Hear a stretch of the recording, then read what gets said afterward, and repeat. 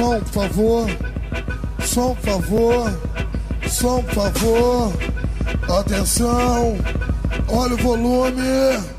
Senhoras e senhores, vamos começar do jeito certo, do jeito que tem que ser.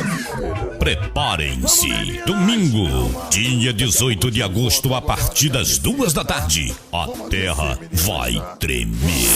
Lona Cultural do Piscinão de Ramos apresenta Mr.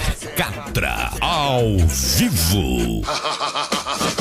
Me dá água na boca, ela mexe bem louca, não vou marcar tuca, como é bom provar, chegar mais vem cá, pra te amar, faz por merecer, te faço Mr. Catra, ao vivo, num super show de lançamento da equipe dele, o Som do Negão. Isso mesmo, a equipe de Mr. Catra, o Som do Negão, vai sacudir a cidade. É neste domingo, dia 18 de agosto, a partir das 2 da tarde, na Lona Cultural do Piscinão de Ramos. E mais, as mixagens do DJ Pernalonga, DJ Gordinho e DJ Xaropinho. Então tá combinado.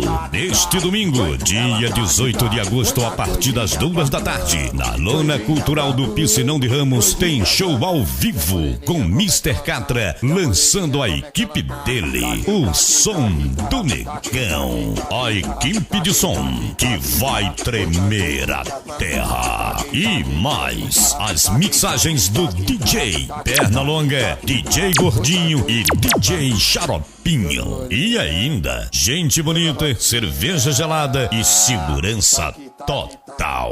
Ingressos já à venda. Garanta já o seu no Rei do Frango, na praça. Imperdível. A gente se encontra lá. Eu não dou ideia torta, eu só dou ideia.